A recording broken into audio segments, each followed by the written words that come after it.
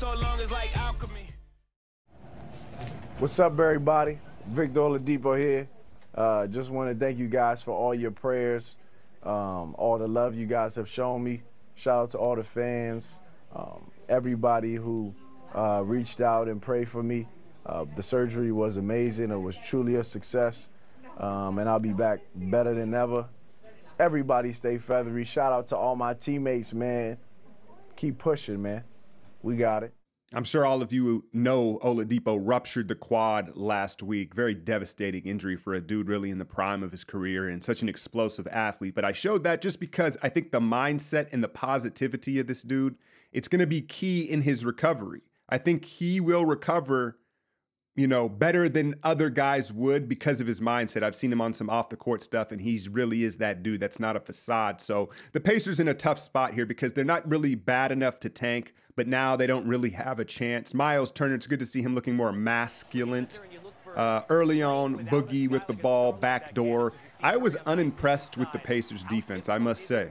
I haven't seen a ton of them. They're never in marquee matchups, but I had heard how good their defense is. There's Jordan Bell. That's too easy, right? He's getting the start for arresting Draymond. Remember, he tweaked the ankle in that game in Boston. You see Steph in the passing lanes. This is just an absurd call. Dude runs into him.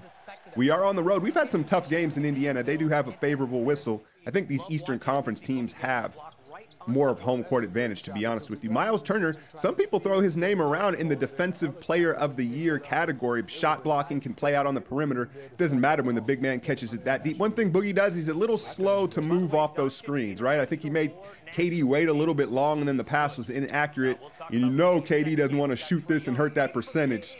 He had a couple of those in this game where he was forced to take the shot head down. NBA was doing this silly box and one graphic, and it was just terrible. I don't know what they were thinking. The synergy stuff was cool, but the box stuff was terrible. Boogie out on the break. He should have given it up, and then this happens. And God honestly said, not today. Not today. Whenever you see a guy drag himself to the baseline like that, that's like the universal, oh shit, right? But look at Iguodala come flying off the bench. I thought it was kind of cool. Bell reminded me almost like of a kid, where he was like, nah, Boogie, you're okay. He taps him on the head. He's like, no, Boogie, you're going to be okay. You're going to be okay. This isn't going to happen to you. No, not right now. And if you saw, Bell actually knocked the little guard into Boogie. Otherwise, I think Turner would have been able to hold him up. Watch, Bell gives the dude a nudge. So there was nothing malicious about the foul. But Boogie ultimately should have given the ball up to Bell, but that's his mentality. He's ultra aggressive. And you can see he gets the leg out from under himself at the last second. And you know me, I don't really ever, speak religious stuff, but I really felt like that was God being like, nah, that's not going to happen to him. Not right now. No. The human element takes over. They end up giving them a flagrant just because, right? Because it was a scary fall. But do you guys remember when Brandon Rush blew his knee out and how he wouldn't accept it? He had just come back from an injury. And so he kept trying to stand on the leg, even though it was completely blown out. It was one of the worst things I've ever seen watching a basketball game. So Boogie shooting the free throws didn't really make me feel all right. I had to see this. He pops the three a couple possessions later because sometimes a guy, especially when he's just coming back from an injury, doesn't want to accept that he's re-injured himself and tries to play through it. But he stayed out on the court. Here's the cut. KD completely lost on the switch there. And you're going to see this possession here is when I'm like, all right, he's good.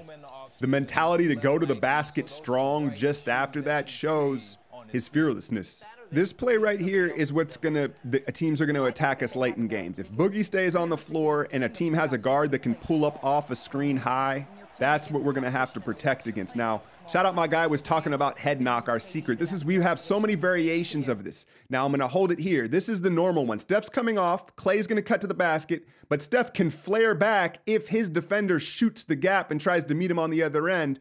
This time, though, it just runs smoothly. This is kind of option one. This is the first look out of head knock, but there's a ton of variations that we run out of it.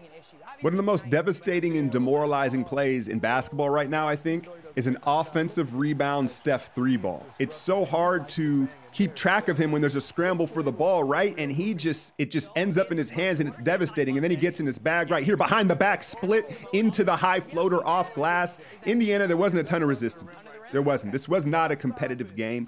And it's like they could go one of two ways after the Oladipo injury, and I think we know which way it's headed. Iguodala, not the greatest statistical shot, but I love the aggression. And usually you see a team rally around an injury like that the first few games and then fall off, but it could be the opposite. You see Looney get the transition pull-up jumper. Maybe it'll take Indiana some time to kind of gather themselves after the loss, because not only is he their best player, but he's their emotional leader, so it's a double whammy. Durant was getting doubled very early, and he was just picking them apart with that.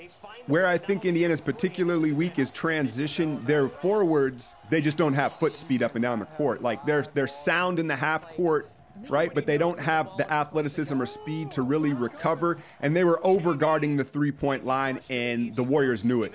Like the bum at the bus stop, the Dubs was looking for the 40, and they got it in that first quarter. Dribble handoff, stagger screen, and then Clay smoothly finishes ducking under the lack of rim protection without Miles Turner in here. And then this happens, very similar play, elevated all the way up. Steph, what's good? Man, I can't front. After the Boogie scare, I was like, dude, if Steph hurt himself, first I thought he was joking.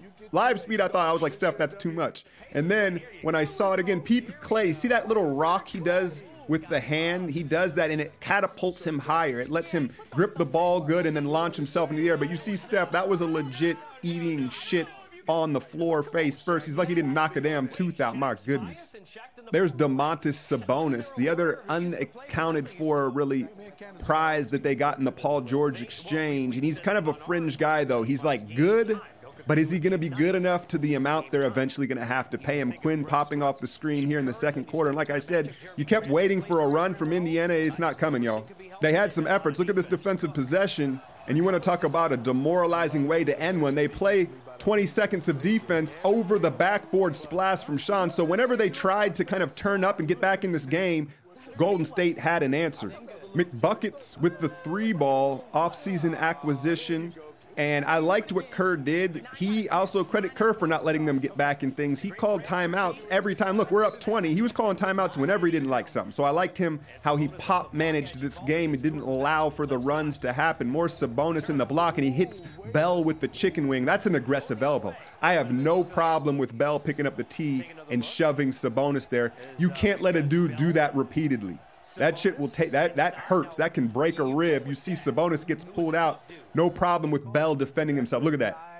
If it doesn't catch him there, it'll go through all the way to the jaw or the nose. And it's forever been a part of the game, but you can't let a guy repeatedly do it to you because it becomes, one, a disadvantage defensively, and then you can get hurt.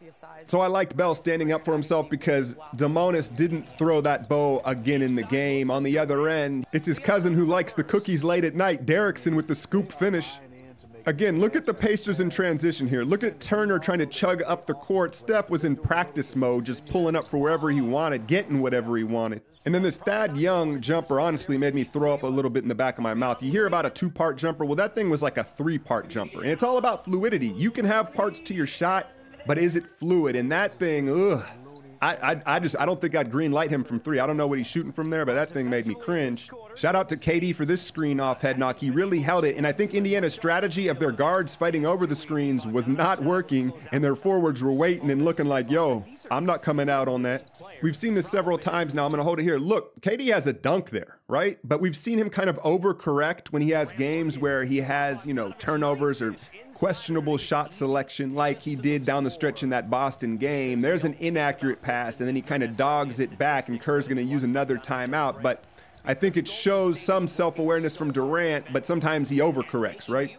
I think from a Pacers perspective, the rest of the season's got to be about this kid Miles Turner, and that's where he's lacking. You saw the hesitation there. He's a 7-footer. Go up strong, be aggressive and physical because he has all the tools. He just doesn't really have the confidence yet. There's a tic-tac-toe, and Looney was eating all night long on these cuts. Here, look at this. This is a 7-footer. Crossover, hesitation, strong to the basket. So they need to empower this young player with Oladipo out. Never mind the playoffs and all that. Just let him grow and head into next year. And then this is just flat out disrespectful. Step back, 3-pointer from half court to end the half from the chef. Second half, And they took advantage of this game not being competitive to integrate Boogie more and make him feel better about himself offensively. Clay, this is just silly. He's like, hey, Boogie, no, okay, fine, I got it. And these games, they may not be as fun for us to watch as viewers and there's not competitiveness, but it's good for the team because they don't have to expend so much energy. There's another whip pass from Durant, Bell, the beneficiary.